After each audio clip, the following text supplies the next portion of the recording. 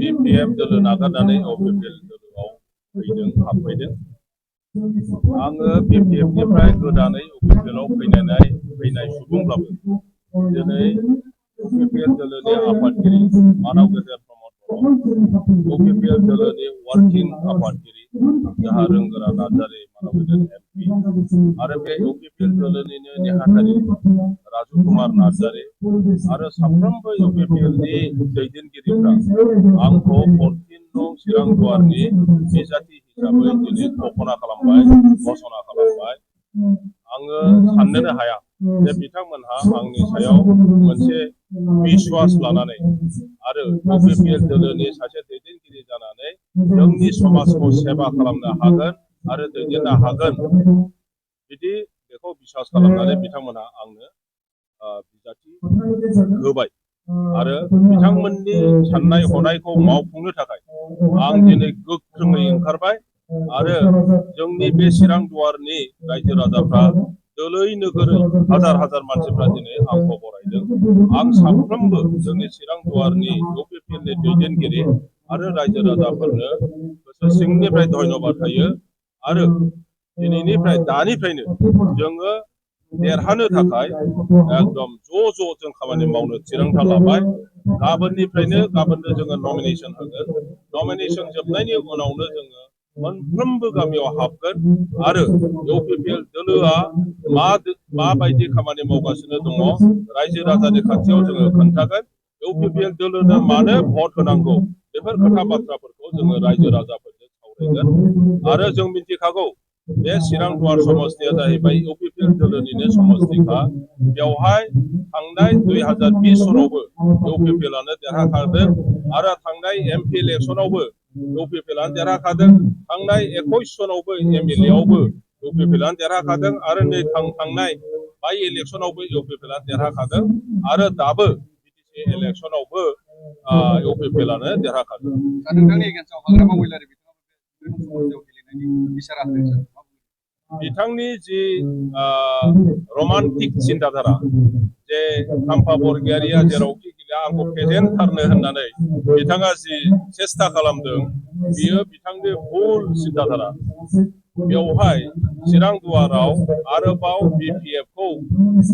मोजां मोनग्रा BPF नि थाखाय थैसोब थांसोब मावग्रा रावबो गैला आरो हाग्रामा महिलारि बायदि 10 जन फैब्लाबो BPF आ बे समस्तियाव देरहानो हाया ओंखायनो बिथांनि जि रमान्टिक चिन्ताधारा होननानै बुंदों जे ओरै खालामनो बियो ओरैनो नस्थ' जागोन फैलार जागोन बिथाङा थफ्ला थफ्लि लानानै खारलांफिनगोन बेवहाय OPPL दलानो देरहाखायो केन्डिडेटआ आंब्लाबो आं दा देरहाखागोन सोरखौबा हरोमोनब्लाबो बेबो देरहाखायो UPPL आ नोंथांखौ साजा होदों जायखौ BPF दोलोआ साजा होनांगौमोन आगोलाव हाग्रामाया बुंदोंमोन चन्दन ब्रह्म आरो खाम्फा बरगयारिनो UPPL नि दैदेनगिरिफ्रा टिकेट होआ चन्दन खाम्फाया सेवहैबाय होनना बुङाखैमोनबा डास्टबिनाव गारहैनानै दोनबाय आरो जोंथ' लाबसिनला बिसोर फैब्लाबो थाइसेल' खालामदोंमोन दाना UPPL नि दैदेनगिरिफ्रा चन्दन ब्रह्मनोबो काजोल गामियाव टिकेट होबाय खाम्फा बरगयारिनोबो चिरां दुवाराव टिकेट होबाय दानिया बेखौ आरो उल्था बुंबाय पानिशमेन्ट माबा सास्ति होदोंनो बिनि जि गोनो गोथो बिनि उगुल थुगुल खोथायानो बेखौनो बुजायो जे बिनि साननाय हनायाव माबा मोनसे गोरोन्थि दंसै गावनि धंसखौ गाव हमनो हाखाबाय जे इउपिपिएलआनो जे सरखार दागोन इउपिपिएलआनो सरखार दानानै प्रमद बर'आनो जे चिफ जागोन बेखौ बियो बहाबा नङा बहाबा मिथिखाबाय सार हाग्रामा महिलारिया समस्ति देबोरगावनिफ्राय सुरुपासिम हेलिकप्टार दोनदों आंथ' बेखौ पाब्लिकलि बुंबाय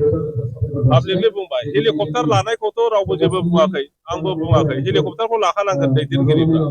जोंनाबो प्रमद बर'आ हेलिकप्टार लानानै थाब थाब मिटिं खालायोब्ला जों बिराद मोजांसो मोनगोन आरो गुबुन दोलोनि बिजेपिनि कंग्रेसनिफ्राबो लाखागोन दा खिन्थु आंनि नुनायाव आंनि अबजारभेसनाव आं बेखौसो नुदों आरो बुंदों आङो जे सरलपाराया जाहैबाय गावनि न' देबोर गामिनि न'निफ्राय कय किल'मिटार क'क्राझार टाउननिफ्राय दैलि बेवहाय बे पिकनिक स्पटआव थाङो फैयो दा गावनि रायजोफोरजों रायज्लायनो थाखाय भट बिनो थाखाय बियो देबोर गामिनिफ्राय सरलपारायाव हेलिकप्टार लानानै थांलायलायो बेखौ मा रायजो राजाफ्रा मोजां मोनगोन नामा रायजो राजाफ्रा दिनै बोराबदों थांनानै मानसि नुयैनि हाग्रामा महिलारिया नेपालि गुरखा मानसिफोरखौ रायनानै फैदों रायजानानै गुरखा मानसिफ्रा लाजिनांदों बोराबदों आरो दा इउपिपिएलआव थ्रोब थ्रोब हाबफिनजोब्बाय सार बेसेबांसो मार्जिनाव देरहागोन मार्जिना बेसेबां जायो बेखौथ' बुंनो हाया खिन्थु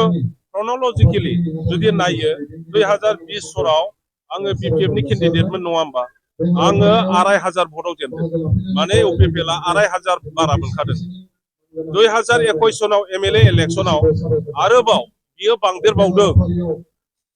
5000आव थाहैदों बे माबाया मा होनो पार्थक्यआ